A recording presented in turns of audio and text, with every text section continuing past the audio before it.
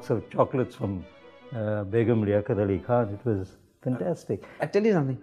We sing because we enjoy it. At least I do it. I think we all do here. Yeah. You do something to enjoy it, to get fun out of it. Church music has always been a passion because I say you attend a service when there's no singing, it's dead. So singing always lightens up the thing, and it gives some meaning to the. Desmond, don't they say he who sings prays twice?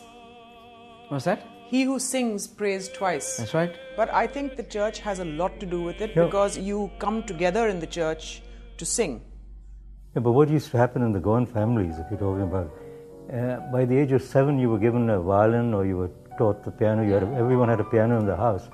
And a party was something where, the parents would bring their children in, say, okay, you've got to sing today. And that sort of thing. So that's how things develop. Parties are never complete without a sing-song.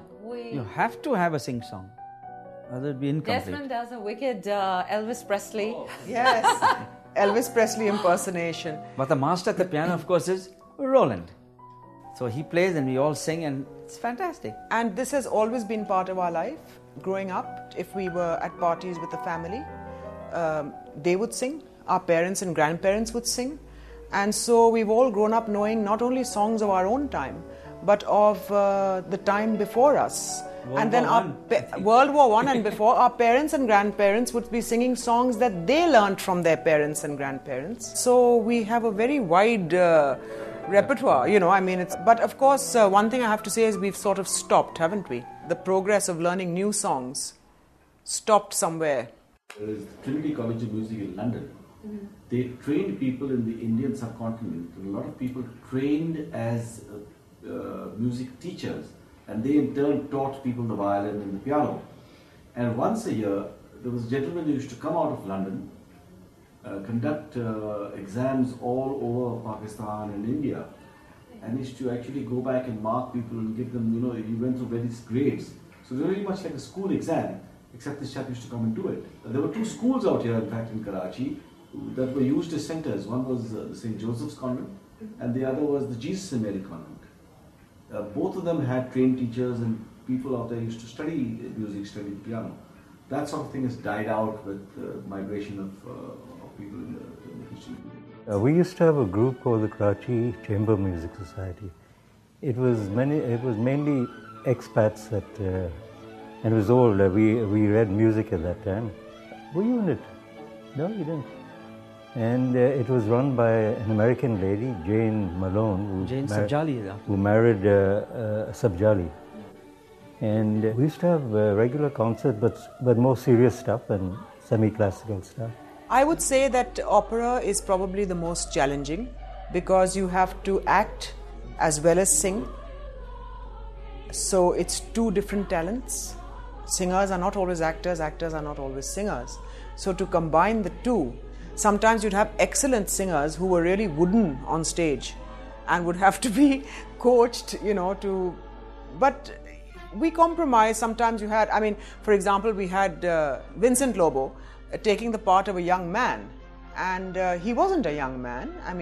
He was, I think, middle-aged or more. Absolutely bald. But with an absolutely beautiful voice. So you see, because we don't have such a large pool of talent where you can pick and choose for characters, casting characters. And they stuck a wig on his head, but I think it fell off. Yes. No. They put a wig on his head, but he wouldn't tolerate it. He threw it off. But I think after that, actually, once he opened his mouth and sang, you forgot what he looked like and his bald head and everything. Desmond, weren't you in it? Yes, in the Gondoliers. Yes, and Trial by Jury.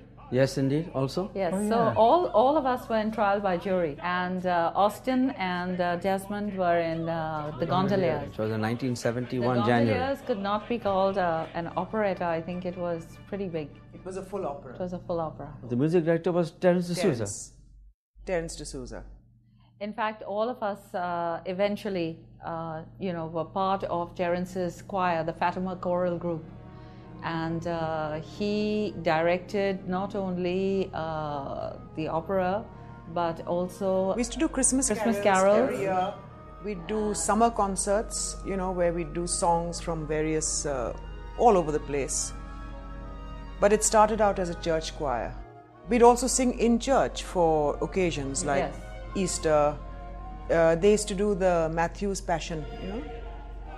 We did Bach's, that, yes. Bach's We did Matthew's was Passion. directed by Mr. Papworth. Was At it? that time was the vice principal of grammar school. Okay. The kind of people who would come along for functions like this, Desmond, I think the Christian community was there, but even people like the Parsis, Yes, they all they came. patronized this kind of music and this kind of Oh, culture. and we had Muslims in it as well. I mean, we had our director was a Muslim, Aslam Rizvi. Yes, Aslam Rizvi in Jesus fact, Christ started Superstar. the contemporary theatre productions, and we were part of that. And I think Jesus Christ Superstar came under that. It was put up as late as 76, was completely acceptable. Nobody made a noise about it. Probably at that time there were 3 theatres that were in use in Karachi. One was the American Centre, which had a small theatre. It was a hot place. Everybody went there, and you know. It was so open then. I mean, there wasn't all this security and Yes, you just walked in. all this fear and I think everybody has regrets. Everybody looks back at the old days and says, hey, that was much better. But it's inevitable with the population explosion that we have, with people moving in from the rural areas into the cities, the phenomenon is worldwide.